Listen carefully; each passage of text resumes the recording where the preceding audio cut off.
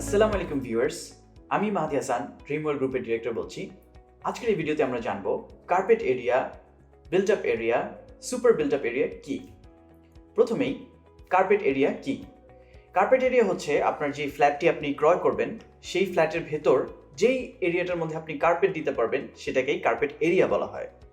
For example, ফ্ল্যাটের ভিতর আপনার যে রুম স্পেসগুলো থাকবে, তারপর হচ্ছে রুম স্পেসের যেই টাইলড এরিয়াগুলো আপনি যেখানে কার্পেট বিছাতে পারবেন, ভেতরে যতটুকু ইউজ করতে পারবেন সেটাকেই কার্পেট এরিয়া বলা হয়।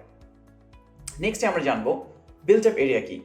বিল্ট আপ এরিয়া হচ্ছে আপনার যে কার্পেট এরিয়া প্লাস ফ্ল্যাটের মধ্যে অনেক জায়গায় ওয়াল থাকবে, ব্যালকনিজ থাকবে, টয়লেট থাকবে, এগুলো সব কিছুকে একসাথেই ওয়াল টু ওয়াল যে মেজারমেন্টটা হবে এটাকে বলা হবে বিল্ট আপ এরিয়া।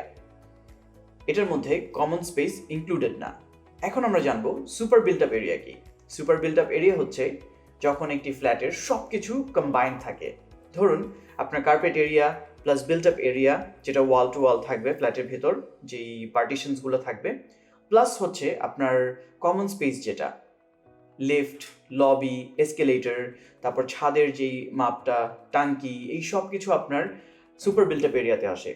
এখন মনে রাখতে হবে ডেভেলপার্সরা always super built up area হিসেবে বিক্রি করে।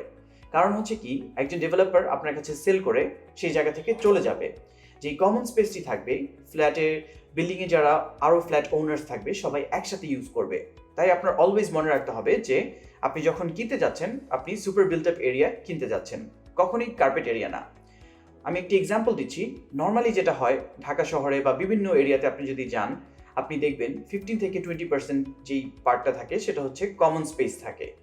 তো আপনার যদি একটা 1000 স্কোয়ার ফিটের ফ্ল্যাট থাকে, আপনি ভেতরে 800 স্কোয়ার ফিটের মতন পাবেন কার্পেট এরিয়াতে। আর যে বাকিটা থাকবে সেটা হচ্ছে আপনার লিফট, লবি, এই টোটালটা ক্যালকুলেট করে ডিভাইড করে দেওয়া হয় সকল ফ্ল্যাট ওনার অনুযায়ী। এইভাবেই আপনি জানতে পারবেন আপনি যে ফ্ল্যাটটি কিনছেন সেটার কার্পেট এরিয়া কত, সেটার বিল্ট আপ এরিয়া কত। ঠিক আছে, আমাদের সাথেই থাকার জন্য ধন্যবাদ। আসসালামু আলাইকুম, আমি মাহাদি হাসান।